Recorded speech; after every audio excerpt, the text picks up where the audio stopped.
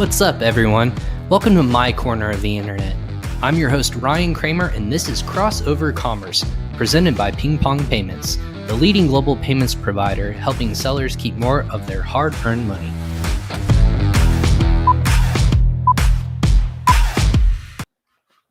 What's up, everyone? Crossover Commerce coming at you again here on episode 54.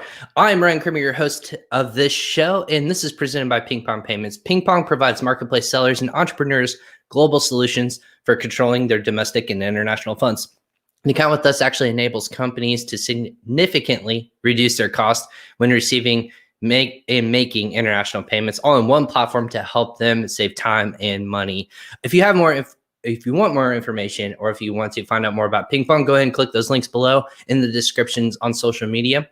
Again, thanks for joining us live on Facebook, YouTube, LinkedIn, and Twitter. Or if you're watching us there, or if you're listening to us on Amazon Music, Spotify, Apple, or Google Podcasts, really anywhere where you can get podcasts. Thanks for joining us and listening to us there. But go ahead and do me a favor. Go ahead and rank this episode or our podcast and like those in the comments below on social media. Basically sharing this show, obviously, with everyone in your circle. We go to live about 4 to 5 times a week, sharing different nuggets on the e-commerce and Amazon space. So we'd appreciate you spreading the word so we can get that information out to aspiring Amazon sellers, as well as e-commerce sellers as well. So again, thank you for joining us today. If you have a question, go ahead and put those in the comments below. We'll see those live in real time. Our guests and I will be able to look at them, comment on them, and give some insight as well. So again, if you can't catch us live, make sure that you save those episodes for a later time and tag us in those comments with your thoughts. But today, I'm really excited about my guest because there's not another company out there that's providing more buzz in the Amazon space than what this company is providing right now. If you say their name, it's almost like an icon in the space for the Amazon and e-commerce space. I know they're early in their infancy, I should say, but it's really exciting what they're doing. Of course, when I say the name, I mean Thrasio. So Thrasio actually is a digital consumer goods company. It's the largest global acquirer of Amazon FBA brands in the world right now. By acquiring nearly 100 top-rated brands and managing the scale of nearly 14,000 category-leading products, their brands are more profitable, grow faster, and outperform almost every other seller in Amazon. But our guest today, we're going to kind of go into his story and kind of how he transitioned from FBA seller to acquirer now. So after 10 years of supporting Fortune 500 companies and FTSE 100 leaders executing transformation in their organizations, he had a first child and decided to move to Europe, Europe's wind sports capital, in southern Spain.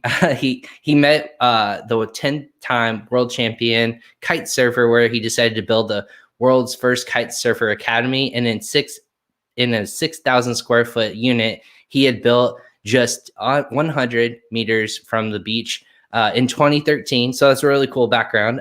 In 2013, he learned about the Amazon FBA model and launched a brand that quickly reached to 7 figures. And fast forward to 2021, he's currently working with Thrasio as director of acquisitions. So we'll make sure that we paint the picture in between there. The leading acquirer of investor in Amazon and e-commerce brands. Again, welcome to the show, Jim Mann of Thrasio. Jim, thanks for joining us here on Crossover Commerce. Hey, Ryan, that was a mouthful. Sorry, we need to give you a shorter intro next time.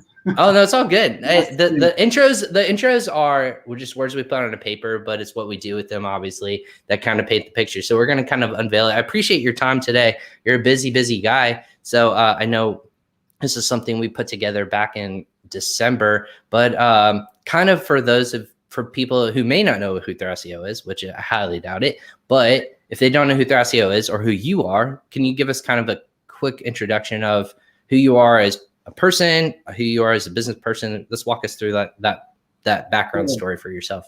Well, Thrasio has a very simple model. We borrow money from private equity. We look for Amazon or e-commerce businesses that have the ability to aggressively scale. We work with entrepreneurs who've got to a point where they feel they probably don't want to or don't have the capability to scale and release the potential of that brand. we take over the brand, we put unlimited resources of cash and team behind it, and deliver the potential in the brand. And in doing so, we deliver great earnouts for our sellers. And that's it. It's very simple. Borrow money. So easy, right? Yeah. Great ideas are simple, right? The execution is where it gets tricky. So, and that's where Thrasio, I think, is brilliant. It's the execution. That's awesome. So you as a person, maybe this will transition to who Thrasio is and kind of where you fit in their model. So you as a individual and entrepreneur, you started selling, I guess in your bio, back in 2014. That's what I read, correct? Correct. Yeah. I mean, awesome. Yeah, like many people, I came across this course called The Amazing Selling Machine. Yeah. Matt and Jason, they gave you over-the-shoulder, color by numbers. You know, this is how you pick a product. This is how you go and source it. These are the criteria. And like a little parrot, I followed the steps, stuck it up on Amazon, and it sold. And I thought, oh, this is real. And just that was it. That was the beginning of the Amazon journey for me. So you're in Europe at the time when you saw all this, correct? I was in Spain, but I launched in the US. Again, the program said US is the biggest market. Start there, and so we did that, and then later on, we then came across to Europe and hit EU5. Gotcha. We're in the US to start with. So you did third party from the get go, correct? You did it as a private label. Okay. Yeah, private label from day one. Okay, so what made you decide to go into private label instead of doing like dip your toes in for like arbitrage or any sort of like reseller or branded goods or I should say licensed goods? What made you decide to go straight into private label? Because it was very clear from day one that when you create a brand, you own that brand. So if you can build a sales volume, you get to the point where you can actually sell the IP that goes with that sales volume. If you're distributing for somebody else, you never own the IP. So you may be able to sell the revenue of your distribution, but you can never sell it for the same multiples you can when you own that IP. And the IP is really, it's just a trademark. So it's quite a simple thing to do. You register a trademark, you find a differentiated product, you launch it, you SEO it, and the rest, it takes care of itself. So if you're an Amazon seller, your tips to get started, say, go into private label, no questions, hands down. This is how you can become most profitable, even though it might not yield the quickest results. This is how you're going to be profitable long term. Is that what you would probably suggest to somebody? I think if you begin with the end in mind, it depends what you want to achieve. Launching your own brand is probably harder, but if your end goal is to have an exit, you're going to have a more lucrative exit if you own the brand and it's your own private label brand. Absolutely. I mean, that makes sense to me. I know a lot of people are always tentative to even start on Amazon, especially since it seems like overcrowded. If that term actually makes sense. But when you're telling people to get started, you guys work with more seasoned sellers. But when you were first starting, you learned on that Amazing Selling Machine course. What kind of where are you telling sellers, or like your company is still trying to grow at the times, where are you guys going for more information, how to sell correctly? Or are you guys just, are you leaning on just information that you guys came across like as expertise in the field since you were a seller? Yeah, I think, so if you're asking for Thrasio, we're a very different proposition now to a typical private label. Right. Thrasio, we have 100 brands under management. We have a data team of 70 people. So we are becoming a massively data-driven organization. Right. We probably know as much about the algorithm, whether it be as anyone else on Amazon right now, and that de-risks a lot of our decisions. So the bigger we get, the better decisions we make because of the volume of data we have coming in. So we're very lucky we have that kind of critical mass as an organization. Coming out of Thrasio, if you're someone who's thinking about getting into private label, it's finding the niche within the niche. When I started, you could literally go and pick off the top 100 best-selling list and take on, the best sellers in the top 100. Now, unless you've got a 50, 100 grand launch budget, even then you've got to have very high skills to try and enter at that level. So, the niche within the niche is what I say. Get really deep into the undergrowth of something you really understand, and then find the little ways to differentiate and start there. And then you've got a good chance of success and cutting your teeth. And what you want is on your first product or your second product to get that experience and get that success. And then from there, you can build a business. The main thing is you get success at the beginning. Absolutely. You sound like, so I used to work with Casey Goss, who is a VP over there at Thrasio. Yeah. So he would always preach the same thing of follow the data. And I think that's another thing is if you're, when I heard it actually at the 7-Figure Seller Summit, which you guys are a sponsor of, I heard that this phrase makes sense to me because don't be, when it comes to data, do not shy away from it, embrace it, because data is always going to point you in the right direction. It's not going to steer you. It's going to show you trends. It's going to show you which products to get into. It's going to show you how to become profitable. So always consume the data and make sure that you follow it. And I think that's always been the case with Amazon is people would rather go with their gut most often than not, or they think like, hey, a brand will work or this product will sell because I want to buy it. But that's not always the case. You have to know that the market exists first and then go from there. Would you agree with that sentiment? I think the highest failure rates are where the people go for their passion products. You know, I love it, so everyone's going to love it. And normally they're hot products. You know, everyone's talking about it. It's the products you want to talk to your friends about when you go out for a drink. Those are normally the high failure rate products. You know, the guys that build really solid brands are often doing stuff that you and I would find incredibly boring. It's everything, right. Sexy. You're almost ashamed, and when people ask what you do, you're kind of like embarrassed to say what you do at the beginning because it's so uncool. But those are the guys that build great businesses. You know, the people doing the stuff that everyone's talking about are the ones that are either exceptionally good marketers already, or they have a very high failure rate. I was going to say, did you, when you were a seller, and be honest with us, did you start with following your passion, or did you sell with, with data in mind? Look, I did a bit of both, and it was easier when I started. The competition around is now brutal compared to 2013. So it's not, we're not comparing apples with apples, but I did follow the process and I brought in my experience. So when I was living in Spain, I had the kite school. We also had a multi-brand outdoor lifestyle store selling brands like Patagonia and North Face. And so I used to go and see all the collections from these outdoor brands. And a byproduct of that was I geeked out on textiles and zippers and and I was passionate about traveling. So, the natural thing for me was to go into geeky travel gear. So that's what I did. So I found my passion, but I made sure it stayed within the guardrails of the process to follow. And, that was luckily for me worked at the time. Right. So your brand followed that outdoor lifestyle brand. So back in 2014, we always called it the Wild West. So anything can be done. Like you had all these different strategies to gain, ranking techniques, and then, obviously ranking the top of page one and making sure your goods were listed correctly. What do you think has changed the most in your time as a seller to now? Like, what part of Amazon has changed the most in your mind? Oh man, there's lots of answers to that. I'm trying to scribble some notes that I forget. Oh no, you're fine. Yeah, you're fine. I know that's a broad topic, but it's a broad one. So I would say professionalization within the you have to.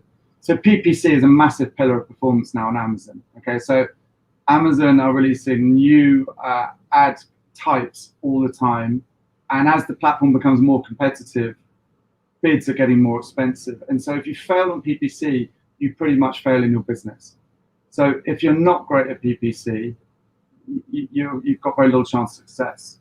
Right.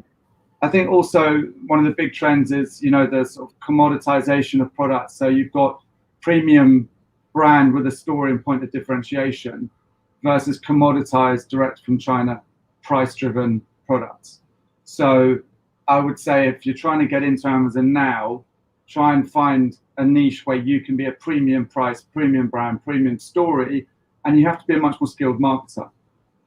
Because if you do not want to go into the kind of commoditized products that the Chinese are going to win on every time, just because they've got very skilled teams, very cheap labor force, very skilled Amazon operators, and incredibly cheap cost of goods. So it's hard to compete in that commoditized price range. Absolutely. So commoditized and premium, pay-per-click's massive, and then data. Just being really marketers off Amazon are always split testing copies, split testing images, and you've got to be doing that on Amazon now. So I just think there's a whole new level of professionalism as an Amazon operator that wasn't there 3, 4, 5 years ago, and it's getting more and more that way. Absolutely.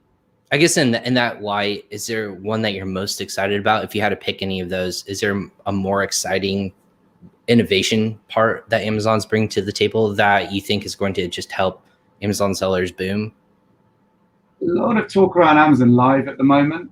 You think about the amount of people buying on Snapchat, Instagram. It's a different experience, the Amazon platform. So they are definitely trying to drive that experience through the platform, and people are testing that at the moment. So, many it's not much success, but whoever nails that first, the first movers are going to do really well. And an early iteration of that more dynamic experience on advertising, sponsor brand video ads are the ones that are getting the best returns now for most sellers across categories. So I think, broad brush advertising and engagement on the platform, it used to be that you just had to have great image stack and A+ content. And now you've got these more dynamic and engaging ads widgets coming through. I think that's probably going to be where people are going to win in the future. Absolutely. And you talked about Amazon Live. I recently noticed when I was just shopping, because I had a buddy who was asking, hey, where did you find this product? And this is something in a matter of like a week or two. I went back to the listing and I started to scroll on my mobile device. And then all of a sudden I found out that they had integrated Amazon Live content similar to a product that was similar to that within its own listing, which I haven't seen before. I know that you can go to Amazon Live as a tab, and then you can start to go almost like a QVC, like a channel. Yeah. And that's what a lot of people like. This feels like Home Shopping Network or QVC or anything like that, which I'm very familiar with. It does so well. QVC does this. QVC does massive numbers. And that's why a lot of people did it. When I was an e-commerce seller for our company, Evergreen Enterprises, when we were selling 10,000 SKUs in a retail space. And this is something that I've always tried to figure out, like the buyer psychology of a deal, right? Mm-hmm. And I would have to figure out, why are people buying on certain markets where others you can do the same thing and it doesn't make a blip. We had 10,000 SKUs that you were like anywhere from home gift garden decor, but you would load the product into QVC and it would be like decorative pillows, or it would be like garden flags, and it would be licensed products for NCAA or MLB or things like that. QVC, you would have to send thousands upon thousands of units just as a minimum order, like almost like when you order from a manufacturer, they would have to have so many on hand, but they would just burn through sales like crazy. But you would have to offer lowest on market. You would have to have a deal that was almost like a lightning deal, which makes sense. And then you would have a market who just has the buying capital to make those instantaneous purchases without doing any sort of research. You see it and you're like, oh, that's cool. Buy or call online. And so I think that's what Amazon, in theory, is trying to replicate for e-commerce shoppers, is that same model of live. It's right there. You can integrate, oh, this is the deal right now that you can only get right now, or it will disappear. And this is how you can do it. So it's an interactive model where I think once audience participation really takes foothold and you start living on it like a channel, I think that's dangerous, like you had said. But yeah, it's living right in natively in the product descriptions now, which I had never seen before until now. Yeah. Are you guys seeing that on your brands? I have seen that. And, Amazon have this lovely way of releasing these, they beta test it in one little category. So you'll be completely oblivious to it if you're not in that category. I felt so special. I was like, I'm the only person seeing this right now in the entire ecosystem of Amazon. But that's not true, obviously. But it was so interesting. And then I think they're also announced they're A/B testing images, correct? Where you can do product images where you're A/B testing. Yeah. And there's a video ad carousel now where they're helping people create video adverts as well. I did see, I saw that too, because it used to be for their there's a startup program part of Amazon. It's like Amazon Launchpad. And I was on with a colleague and partner over at Amazon Experts, David Dayon, and he said, we just launched a product for this product, and he was showing me the swipe features of video through in the carousel. There's the UI for question and answer was live, and it was an accordion style UI. And then also when you have lifestyle images where traditional EBC content would live, you can actually, it would hover over the product within an image and it would pop up natively in it if you hovered over it, and you can just go directly to different parts of that brand natively within it. And I thought that was amazing, but it's only for Launchpad because they give you, Amazon asks for a certain percentage of sales. So that makes sense. They charge me another 5 or 6%. So, but that will undoubtedly get rolled out. My observation is they'll test these things as a premium feature, and then it'll go into beta in certain categories, and then very quickly it'll get rolled out. So I'm sure that stuff's coming downstream. So you as a seller, I'm going to go back a little bit. So you're doing lifestyle brands, and it makes sense. I always tell everyone gets started on .com, and it makes sense. Lots of sellers are coming from around the world now. They're not just coming from the United States. Where is there any disconnect when it comes to? Was there a disconnect from you as a seller from a different culture because you're from Europe selling in .com? Was there always just like, I don't understand like my seller at all, and just because like I think the United States is just this weird ecosystem of like buying power, and we just need to buy things, but there's not a reason for it. What was kind of like your thoughts around the ecosystem when you were first selling? Like US and UK is quite similar. I mean, look, we have like sweater and jumper, right? So we have quirky words, or we use an S where you guys have an S, a Z. Right.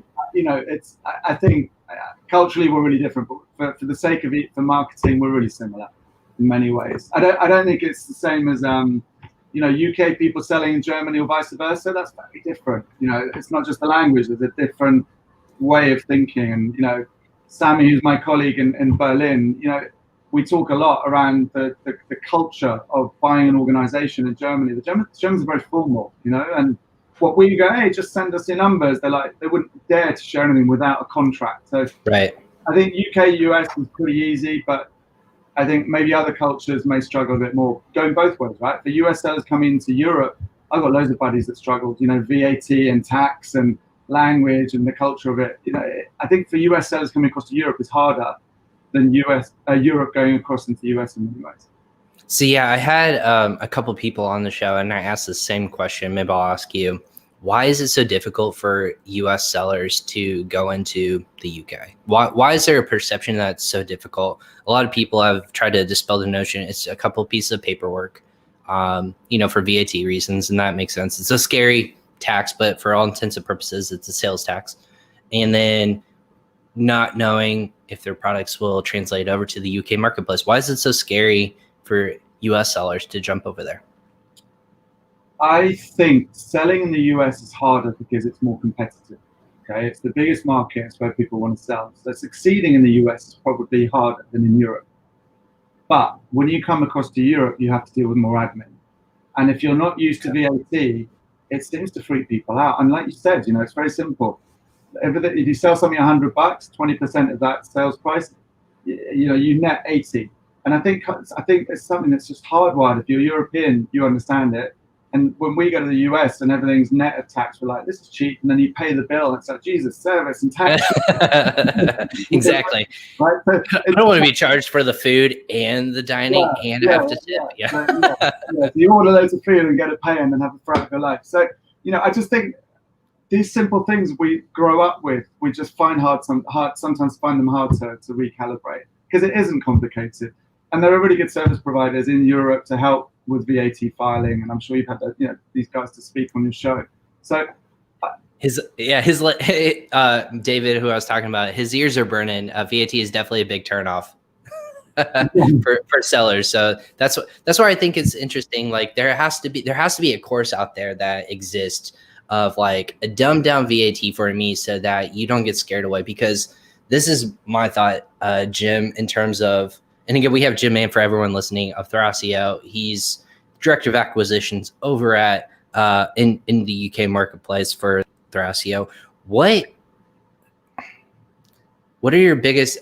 This is what I've been saying to people. The biggest opportunities to sell and grow your brand to the next level are going to be UK, Germany, and then Japan. Those are naturally the biggest marketplaces by definition of volume of not just revenue, but then also for site traffic.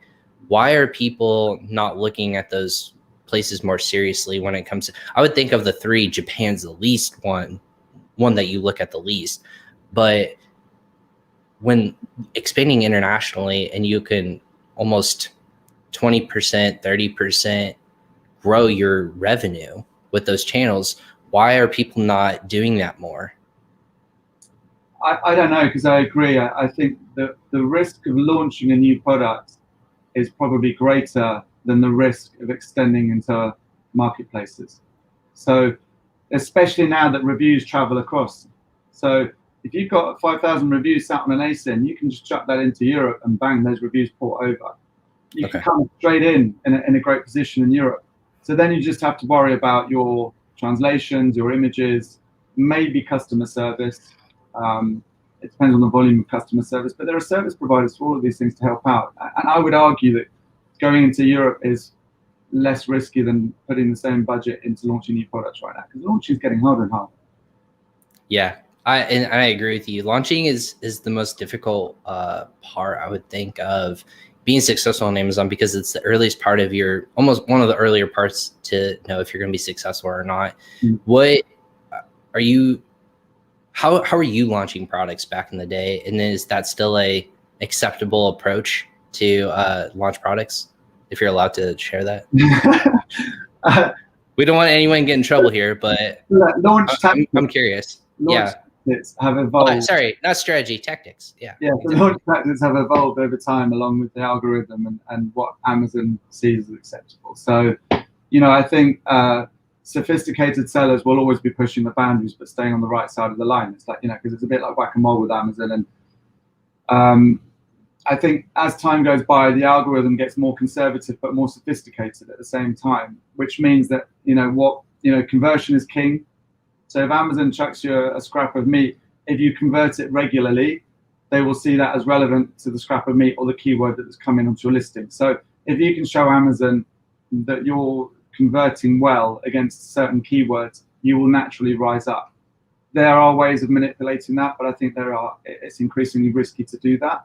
So I think, as the platform matures and the algorithm gets more sophisticated, you just have to be very, very good at your core principles of creating compelling listings that convert without gaming.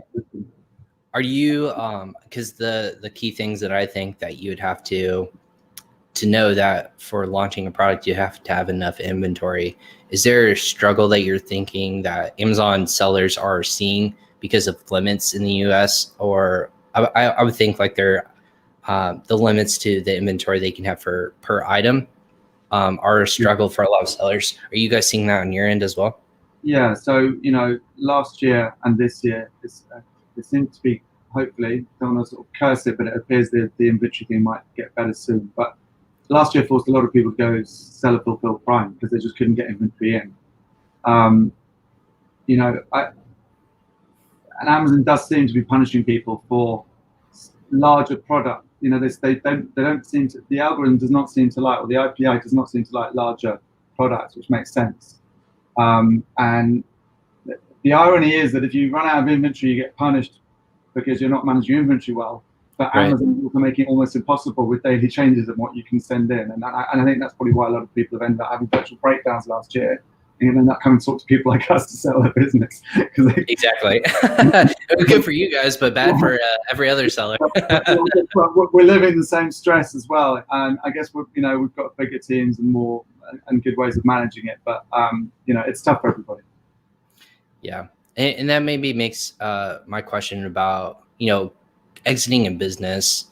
Where are you seeing people, what's their number one reason for exiting besides just getting a check from you guys and saying like, hey, that was my biggest asset. You guys now can run and operate it. Like, good luck with it. What do you think's the number one reason besides making, a good chunk of money that people are exiting their businesses more now than ever? I think most people who get to a 7 to 8 figure FBA business become frustrated with themselves because they see the future in the brand, but they see themselves as the bottleneck in their business. And so they reach a junction. And that junction is scale a team, which for some people is exciting, for other people it's frightening, or take an exit, recapitalize, and be the entrepreneur that they were previously, and start something new. And more often than not, we are finding that people they want to take some cash off the table. They want to de-risk their life. They want to be a solopreneur. They don't want to be running a big enterprise. And they just feel it's the right time to kind of take a step aside and let someone else take on the business. Absolutely. So when you made that transition to Thrasio, what was your biggest, maybe I'll ask the tough question. What was your biggest concern joining a company like a Thrasio? And then also, what was your biggest like excitement, or your what you got most excited about when you saw the opportunity with the company that was growing as quickly as this company? Yeah, so look, I've worked on mine since 2006. So the idea of getting a proper job again was petrifying. And, you're like, am I still good at this game? Like, I don't know. yeah. So all of my friends were like, you're going to go and get an proper employment thing? And I was like, yeah, I'm going to go and do it. But Thrasio's not like that. We're a big company, and we're nearly 700 people now. But the speed at which we're growing means that everybody has to be an entrepreneur, because there's no rule book for what we're doing. We're making it up as we go. So personally, I'm loving it, because I speak to Ken in the States, I speak to Danny, and they're just like, go make it happen. That's where we're headed.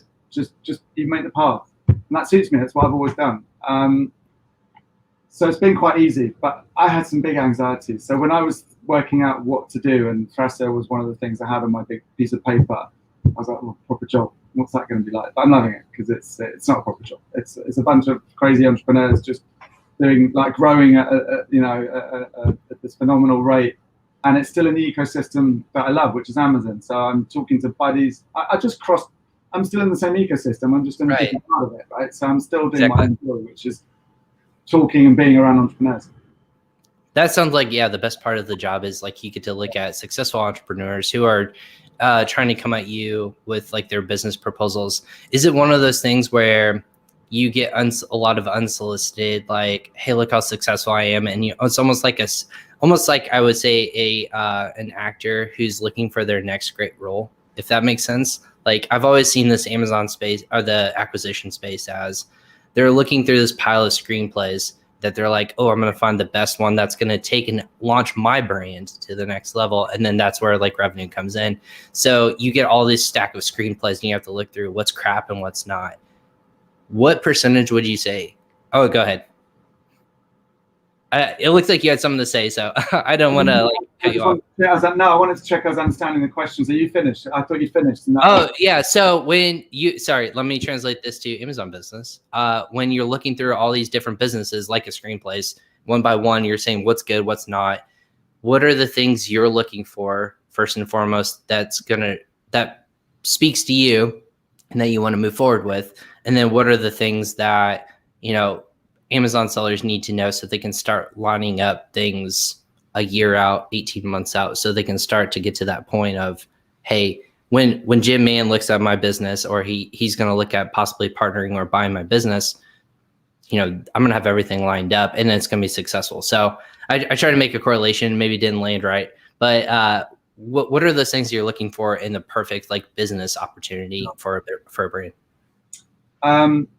So there are two sides to it. One is the entrepreneurs ready to kind of move on and recapitalize. We are looking for, it's quite simple. We're looking for brands, like I said earlier, that we feel that we can put unlimited cash flow and our team of 700 behind and really accelerate. We have some key metrics, right? So at the moment, private equity are very happy with our performance. So we can keep raising capital and we can keep doing what we're doing. But we have to deliver against that. So we have to deliver 20% EBITDA. So when we're looking at a brand to acquire, we're looking for businesses that are delivering around about 20% EBITDA or sales discretionary earnings on their trailing 12 months. And if they're not, we need to see a clear path that when we take over the execution of the brand, we can get up to that point. Because if we start operating 10, 15% EBITDA, we start pulling the overall performance of the business down. So we're under a lot of pressure from private equity to keep delivering. So every time we acquire, and we only offer about 10 to 20% businesses we look at, we have to have a very, very clear path to accelerate both top line sales and profitability. Is there something that gets you there quicker? Typically, is it not selling internationally? Is it just like the one product or a couple products that are successful? Is there one thing that you guys are like, these are easy boxes that are not checked and you're like, hey, that would instantly grow my business 10% or 20%? I know it's not as simple, but is it pretty clear from your end since you guys have done it so many times? Yeah, I mean, again, a lot of what we do is not complicated. The execution is, but the ideas are not. So, you know, $1 million across 1,000 SKUs is a non-starter for us, because the heavy lifting for SEOing and PPC across 1,000 SKUs is the same for $1 million it would be for 10 SKUs. So revenue concentration is generally good. If we can see that we can quickly go multi-marketplace, that's quick and easy. So you can accelerate and double a business very quickly doing that. We have a big direct-to-consumer team now and retail team. So we're taking brands back into retail. And we're already running 20 direct-to-consumer branded websites. And there's a big focus this year on our D2C capability. So, amazing. So it's almost like going back to where e-commerce really started was, hey, like, so in that case, are you guys ever going to diversify away from, not just like move entirely away from Amazon? Are you going to start selling in marketplaces like a Walmart, a Target, like a Rakuten, Mercado Libre? Like, are those marketplaces that you as a entity look at potentially growing your business even further? Yeah, right. We will do. Right now, we've got a head of China. So we're building acquisitions into China, which is really exciting. We've also got a general manager in Japan. So those are the two. So we're growing in Europe now, Japan and China. That's Amazon focus.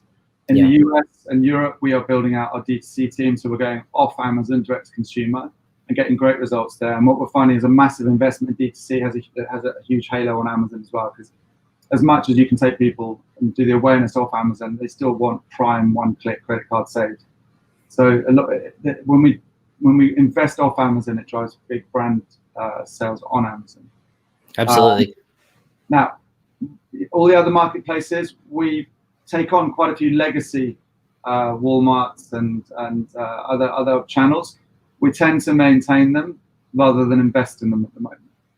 And so what we're doing is we are learning from the legacy of other people, and then when the time is right, we'll invest in those. But right now, we can't keep up with the growth that we're generating with the two. There's too many ebbs and flows. There's too many zigs and zags, right? Yeah, you know, sometimes, you know, the best performance is when you're really focused, and we're very, very focused. This year, there's a big focus on retail and direct to consumer, global expansion into Europe, Japan, and China. So I'm also assuming when you're talking about retail, you're talking about like wholesaling products to like retail stores. Is that what you're saying? Or just, putting them on shelves so that people can consume them on or off Amazon? Okay. So the beauty we have now is we have a huge product catalog, and some of these products are amazing retail-ready products that the entrepreneur hasn't yet had the resources, time, or skill. But when we then put those products together as a portfolio, then suddenly we have a very different conversation with retail buyers. So it's partly having the relationship with retail buyers, and it's partly having the breadth and depth of SKUs that's really interesting to them to start to plug and play into their retail network. The stats, I think, when I heard it, one of their director of marketing, I think her name is escaping my name, honestly, but she had said when we did the math on the 7-Figure Seller Summit kickoff party on Sunday, we did the math and it was 14,000 products over the course of 100 different brands. And we all thought about that. We're like, per brand, that's 140 different products underneath. I mean, on average, underneath each brand. And we just thought about that. And we're like, that is an amazing amount of like inventory you're dealing with, but also product selection. It's just an amazing marketplace potential for you guys to build out your own marketplace too. So are there things like that kind of like hit your brain and you're like, man, that'd be really cool. Like, it would be really cool if we just called it the Thrasio marketplace, and then you can just buy all your products on our own branded website. Do you know what? I Josh and Carlos, I would imagine, have all kinds of like crazy ideas. And what they're very good at is execution. They're very good at hiring ahead of the curve. So they're always pushing, hire before you need people, and it means that everything that comes in, like, we have people on the ground to handle it.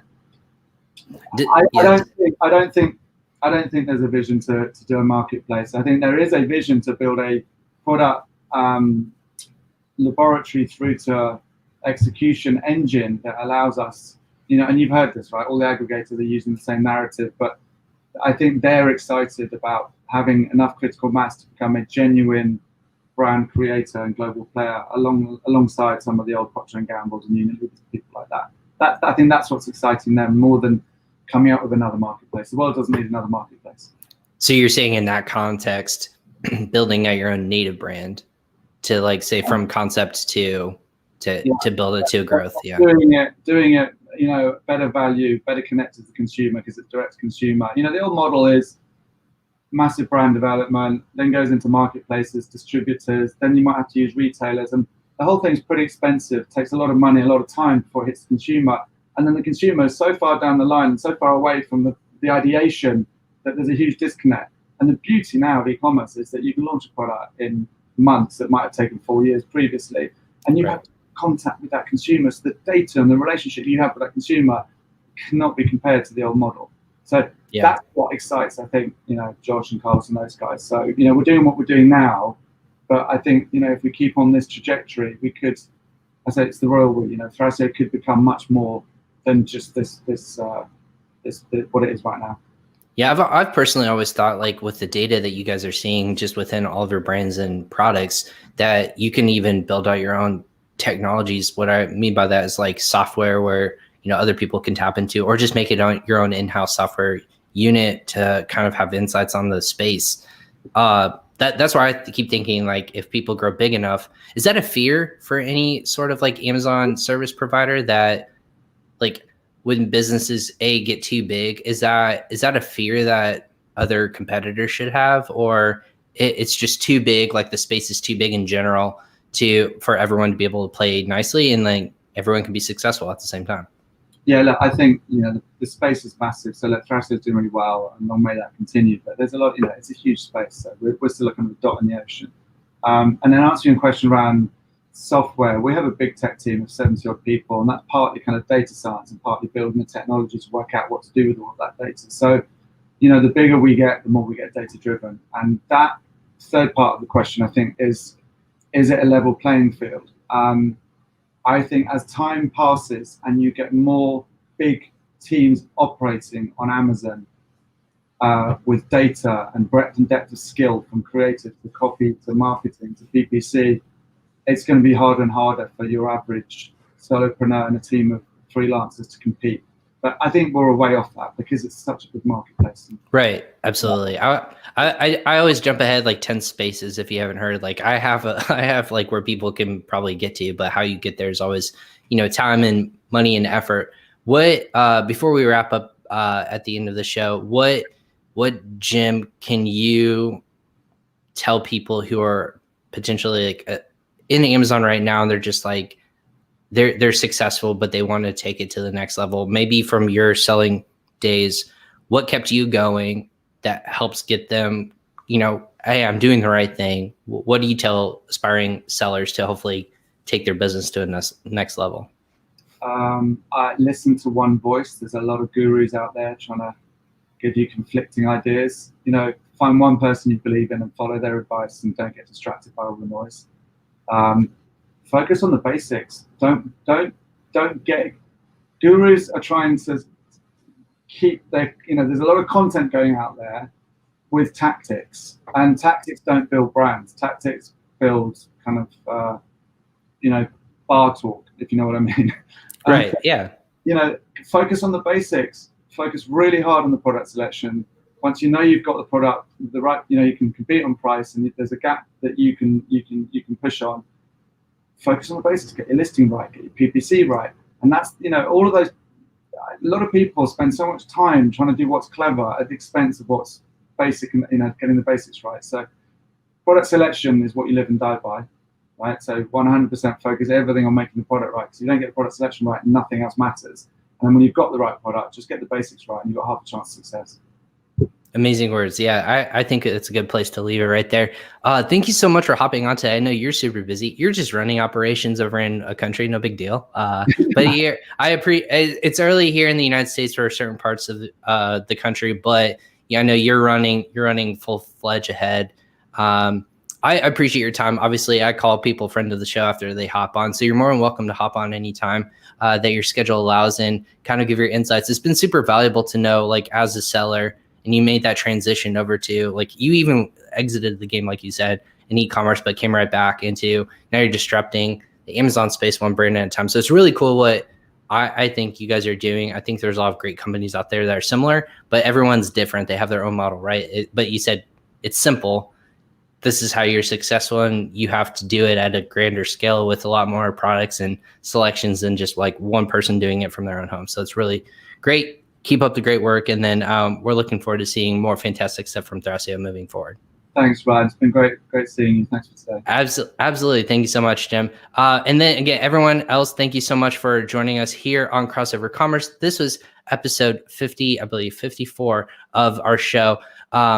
Again, if you're watching us live on Facebook, LinkedIn, YouTube, or Twitter, thank you so much. Go ahead and hit that like button below and share this with your audience so that you can share the great tips that Jim, Mann of Thrasio, shared with us today. And then if you're also listening to this on YouTube, on Amazon Music, Spotify, Apple Podcasts, or Google Podcasts, make sure you go ahead and subscribe to those channels and download those. Again, rate us on those platforms as well. We appreciate your time and effort. Again, tomorrow we're going to be talking with, I'm looking at my list real quick, Yoni Mazur of Gatita, and we're going to talk about FBA reimbursements and increasing your Amazon profits. So that's definitely something that Gatita is actually helping Amazon sellers recoup lost profits in the space. So make sure that you go ahead and tune in again live tomorrow.